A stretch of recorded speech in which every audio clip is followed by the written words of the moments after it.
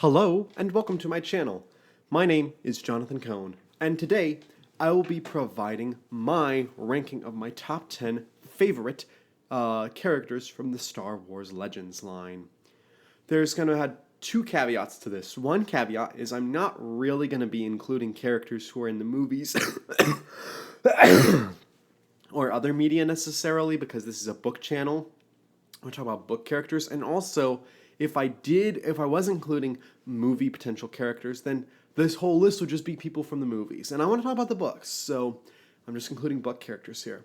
The second caveat is that this will also be a book recommendation. I'm going to talk about the character and then talk about my favorite book with that character, my favorite iteration of that character in that book. Because a lot of characters are in different books. They're spread across all the Star Wars EU, and some authors do them really well, and some authors do them really poorly, and you need that sweet spot of the best author who handles them in the best book.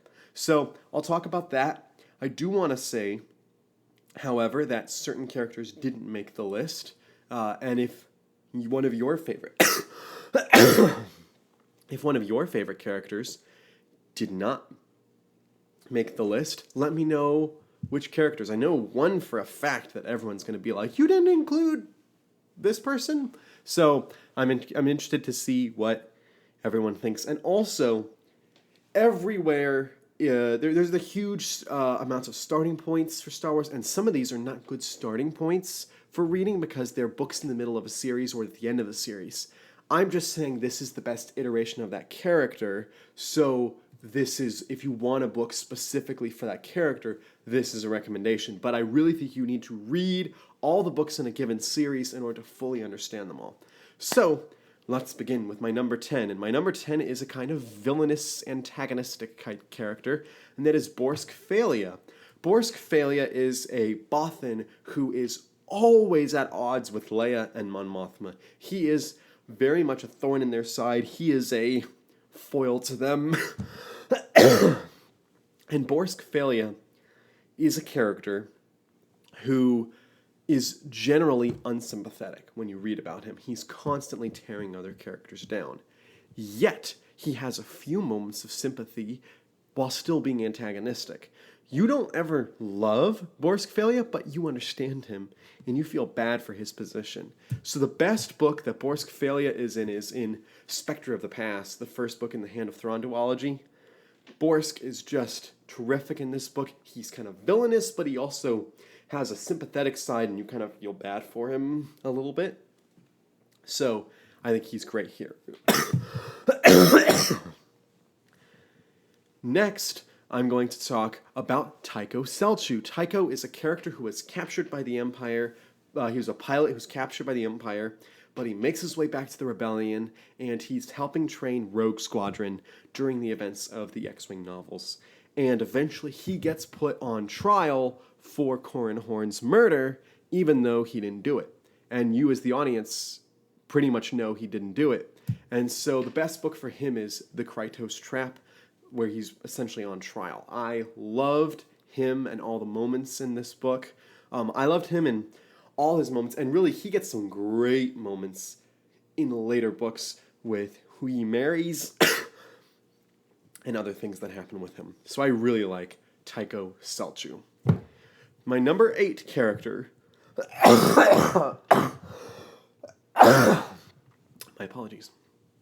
My number 8 character is the character of Garm Bel Iblis. Garm Bel Iblis is actually very rarely in the Star Wars novels. In fact, he's only in a handful that I could find. But I really liked the kind of brusque nature that he brought. I really liked how he served as a foil, but also potentially a hero at times. And I would say that his best iteration is his introduction, which is in Dark Force Rising. He plays off of Han real well here, and he also plays off of, in other books, the other military and political characters in the Star Wars EU. And he is one of these characters that he is, if he's angry, boy, he's angry, don't mess with him. But at the same time, He knows what's right. He knows what's wrong. Rebels, the Star Wars Rebels TV show and canon tried to make a similar character, but I don't think they did a good job with him. They decided to make that character evil. However, Garden Belt Eblis here is really well done, so I really liked him. My number 7 character that I will talk about is the character of Annalene Caldwell from the novel Kenobi. I sing the praises of Kenobi all the time. Love this book. Didn't love the TV show quite as much. I love this book. It's my favorite Star Wars novel. And Annalene Caldwell is this farmer. Well, she really owns the Oasis, and she owns the Danar's claim there. And she is just trying to hold her family together and hold her business together and just scratch out a life on Tatooine. And then this stranger comes and messes everything up, and she kind of falls in love with him. And it's just, she's a sweet character, and she's very much a relatable mom. I think that if you're a mother, you will relate with her as a character, because the frustrations she has with her children are really great in this book.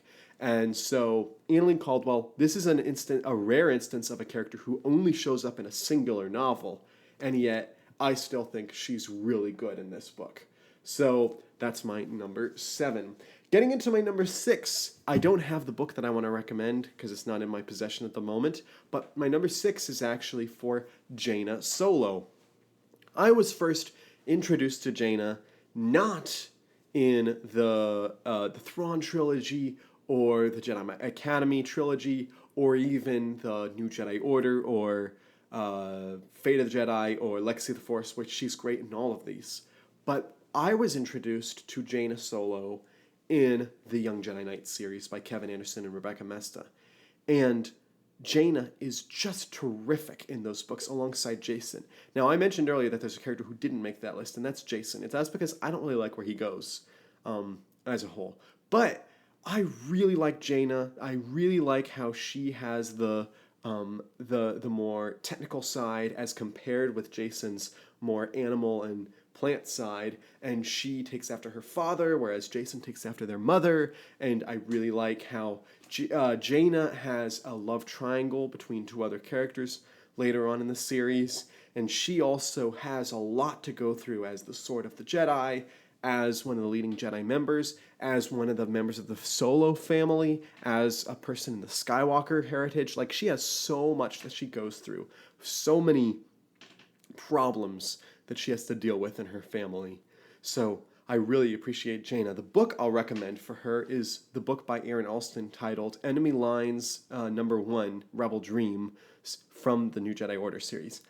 This is my favorite New Jedi Order novel, and it is superb, and Jaina is terrific in it, and she should have gotten more page time in this book and in other books. There's so many other places I could recommend for her. She's a character that she's through the entire EU. So pick up a post-Return of the Jedi book from 5 or 10 years or more after Return of the Jedi. You will find Jaina Solo. She is everywhere. So that's my number 6. Getting into my number 5 is a character that will surprise no one that she's on this list, and that is Mara Jade, and I'm recommending Vision of the Future, the second book in the Hand of Thrawn duology. Mara Jade is this character that, she goes from hating Luke to being okay with Luke to kind of starting to have a romantic relationship with him. And what's great about her character is that when Timothy Zahn has her, and when a few other authors have her, she's written superbly. There were too many authors who didn't know what to do with her, and so they just didn't write her well. And so that's why she's lower than others. But based off of the way that Zahn wrote her, she's in the upper echelons for me. Particularly Vision of the Future. This book is about her budding romance with Luke, and I won't get into how it happens or why or everything that happens with it. But this book, the premise was Timothy Zahn wanted to start the budding romance between them. And it was so nice because it was refreshing. It made Luke more of a traditional hero. It made her a combination of an emotional damsel while still at the same time being like this awesome action hero. And she had a lot of depth and a lot of layers, and she has such an incredibly rich backstory, And she also has an incredibly rich front story that happens later on, which makes her just a really indelible character. But this book she was great in. So she's my number 5. Getting into my number 4 is a character that I cannot believe I'm ranking him this high, but I love this character, and that is the character of Zek. Zek, who is not particularly an A-list character, he's more of a B-list character. But I particularly loved Zek in the book The Lost Ones, one of the Young Jedi Knights books. This is where I believe he was introduced. And Zek is this character that he goes from being this orphan who's kind of abandoned on Coruscant, who is kind of susceptible to gangs and bad guys, and then he's brought into the dark side, and then he's brought into the Jedi, and he kind of has a thing for Jaina at some points, and then he goes to this epic warrior status. I love Zek, and I thought that he was a great character for Jaina to bounce off of, and as he was a great friend to Jacen as well. And the scene in this book where they're eating at a feast and he eats something wrong, I won't go further than that.